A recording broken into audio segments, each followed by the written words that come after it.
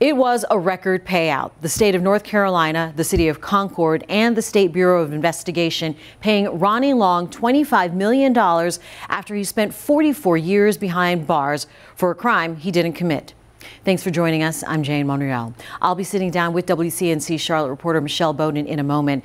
She just had an exclusive conversation with Ronnie Long now that the case is settled. But first, let's take a look back at some of Michelle's reporting from the last few years. Ronnie Long is serving out an 80-year sentence here in this prison. Now, we weren't allowed to bring cameras in, but we were able to record his voice. And he says after 44 years behind bars, he still has faith that he will someday walk out a free man. I got hope every day. That's what keeps me scribing. No, I ain't reading no better. Ronnie Long's attorney says his client has already spent way too long in prison for a crime he says he didn't commit. And he says waiting for a court date that may not happen anytime soon. At this point, he says it's just not fair and his client should be let out of prison. A majority of the justices agreed to hear Ronnie's case. The president of North Carolina's NAACP has helped free two other men, their convictions overturned. Now he's setting his sights on Ronnie Long. This is truly unprecedented. We're talking 15 judges, the full federal appeals court for the Fourth Circuit, plus two attorneys arguing all of this remotely, and all of this to decide if Ronnie Long could finally go free. Liberty means something. You don't just take away a person's freedom easily. It means something. And in the meantime, Ronnie Long is serving time in a prison where the virus is running rampant. Certainly there is an urgency to his release to protect his health. This is the biggest step yet in this case. Three judges outright saying they believe Long is innocent and should be freed immediately, but there are still some legal hurdles to conquer. Ronnie Long will soon be a free man. He was emotional. You could just hear the happiness through the phone. Hey, look, I'm lost for words because, see, this is something I've been striving for all along.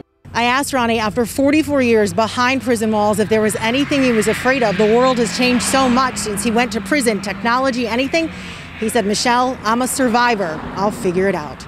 While Ronnie Long is a free man, this pardon is important for two reasons. Number one, it would officially declare him innocent in the eyes of the law. And number two, it is the only way for Mr. Long to get any sort of relief from the state after he spent 44 years of his life behind bars. That made way for the 65-year-old to get compensation from the state.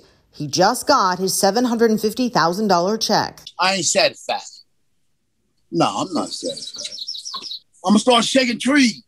The suit claims the detectives on the case targeted Long, then fabricated evidence and hid evidence. Then the suit claims they covered it up for decades. Attorneys for Long filed the civil suit back in May, but just recently added some new defendants, SBI agents they say they just learned were involved in the evidence gathering process. This is the biggest settlement in North Carolina's history for a wrongful conviction, one of the biggest ever in the U.S., but Long says it's the apology, something that's very rare in these cases that means so much. All right, Michelle here now. Thank you for being here. And so, obvious question, but how does Ronnie feel now that this has been settled? It's interesting. You would think, a lot of people anyway, would think that this is justice. This case is over. He got $25 million. That's a huge sum of money.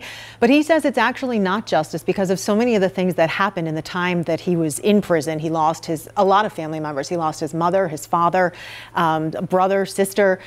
He also says the way the payout works is not fair. We're going to get into that in a little bit. But the long and short of it, and you saw some of it in the piece there, is that the state initially only paid him $750,000. That's because of a state law that actually caps out that number even when you're exonerated. So technically he was only paid for 15 of the 44 years that he was in prison, and that law, that statute is still in place, and that's why he says he feels like it's still not justice, because he had to fight. He had to file a civil settlement to get the $25 million. Let's hear it from himself. You didn't put me in the penitentiary wrongfully. You put me in the penitentiary intentionally. So it's a difference between wrongful and intentional. Actually, nothing happened. Ronnie Long there pointing out nothing happened to the people who he says intentionally put him behind bars, targeting him. They hid evidence. Even after it was clear that there were issues with his case, the former Cabarrus County DA got in the way of his ultimate release. Take a listen to what he says. If you got a chief of police and he's tampering with a jury list, if you got detectives that plant evidence because that green, lime green toboggan, like I said, I had never seen that before in my life until they showed it to me in court. You plant evidence, you commit perjury, you destroy evidence. And you knew with all the things that you were doing intentionally, you sending me to death row. You were trying to kill me. And again, so when he talks about that, he's very concerned that no one ever chased the detectives in the case that went after him. The former DA hasn't faced any sort of retribution because of this. So that's one of the big concerns that he has in this case still going forward. A lot of points of contention. So you talked about the payout and how significant it is. And talk again about a little bit of his reaction to it. So he's thrilled again about the $25 million, not so thrilled what it took to get to that point. The other point, though, for him, the apology is the big part of this. The fact that the city of Concord actually apologized to him, that is very rare in cases like this. It just doesn't happen. So for him, the bigger part of the settlement is the apology that came with it. Lost a lot of time in life, Absolutely. right? A lot happened while he was in prison. Talk about that. Absolutely. He lost his mother, his father, as we mentioned, lots of family members. He lost touch with the outside world. He lost 44 years of his life. It's really hard for you and I to sit here and process what that means to spend 44 years in prison. He was just 21 years old when he was convicted of this crime that he didn't commit. So he lost an awful lot. Yeah. Wow. I mean, this is the story that movies are made of. You see this all the time, but there's a true story.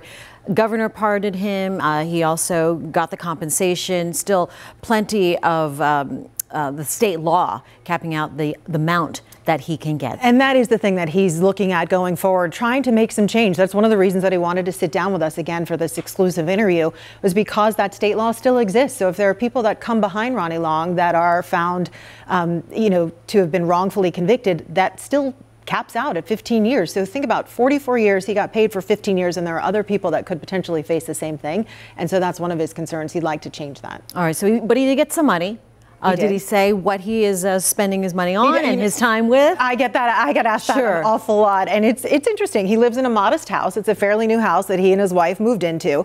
And he's doing lots of interesting things. If you know Ronnie Long, he's a little bit of a character. If you've seen our stories over the years, he was called Peanut. That was his nickname when he was growing up. So he's got this pool, and he's got a unique shaped pool. It's actually shaped like Mr. Peanut. Do you remember? Yes, I do. The peanut farmer.